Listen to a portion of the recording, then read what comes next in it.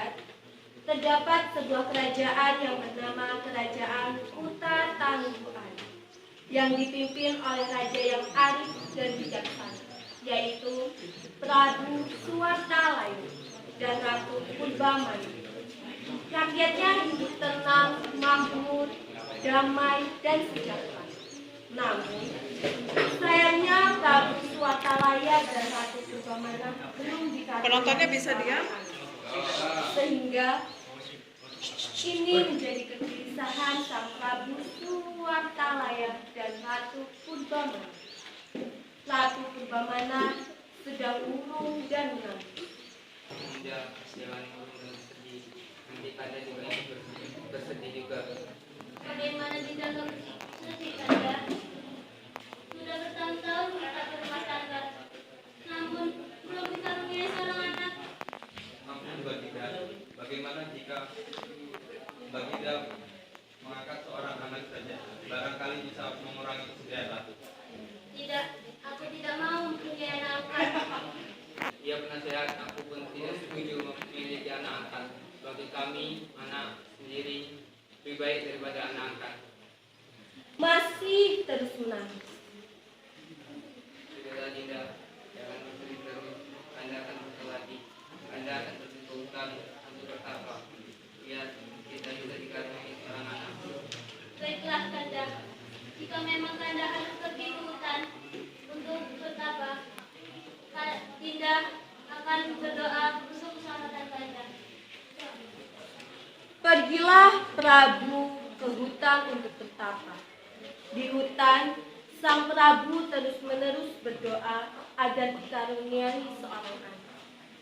Beberapa bulan kemudian, keinginan mereka terkabul. Ratu Purbamana pun mulai hamil. Seluruh rakyat senang. Mereka membanjiri istana dengan hadiah. 9 bulan kemudian, Ratu Purbamana melahirkan seorang putri. Wah, cantik sekali ya putri kita, Dinda. Iya, Kanda. Kita bersyukur sudah mempunyai putri yang cantik. Manis juga ya putri kita. Bagaimana kalau kita namai dengan Gilang Rukmini? Apakah Dinda setuju? Dinda setuju, Kanda. Sesaat raja dan ratu sedang berbahagia, datanglah penasehat kerajaan. Ampun Baginda, ini dari hadiah untuk putri Baginda. Terima kasih penasehat. Tak hanya keluarga istana yang berbahagia, rakyat turut berbahagia mendengar kabar tersebut. Sayangnya, Gilang Rukmini tidak diasuh secara baik oleh Prabu Suwartalaya dan Ratu Purbamana. Gilang pun tumbuh menjadi gadis yang manja dan sifat-sifat buruk. Dia tidak segan berkata kasar untuk mendapatkan apa yang diinginkannya. Walaupun begitu, baik Prabu Suwartalaya, Ratu Purbamana, dan rakyat sangat mencintainya. Hari berlalu, putri pun tumbuh menjadi gadis remaja tercantik di seluruh dunia. Dalam beberapa hari, putri akan berusia 17 tahun. Maka, para penduduk di negeri itu pergi ke istana. Mereka membawa aneka hadiah yang sangat indah. Prabu mengumpulkan hadiah-hadiah yang sangat banyak itu, lalu menyimpannya dalam ruangan istana. Sewaktu-waktu ia bisa menggunakannya untuk kepentingan rakyat. Prabu hanya mengambil sedikit emas dan permata.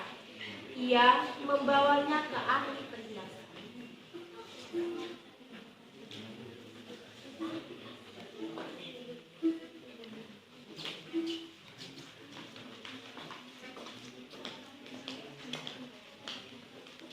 Pak, tolong buatin kalungnya kayak Gilang Rukmini. Dengan senang hati, Baginda.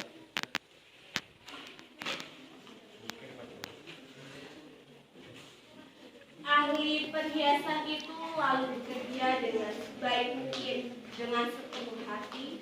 Ia ingin menciptakan kalung yang paling indah di istana, karena ia sangat menyayangi putri raja.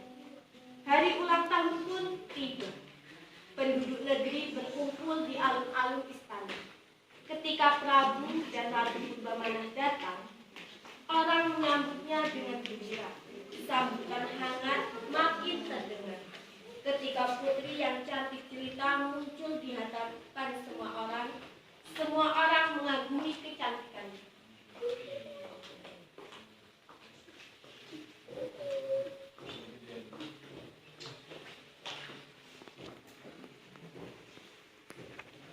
Hore, hore. Raja dan Ratu telah datang.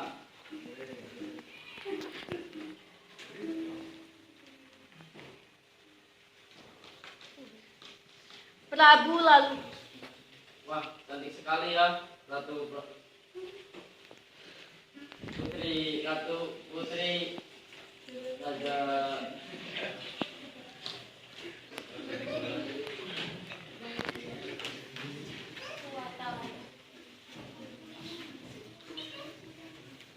Prabu lalu bangkit dari kursinya. Kalung yang indah sudah dipegangnya.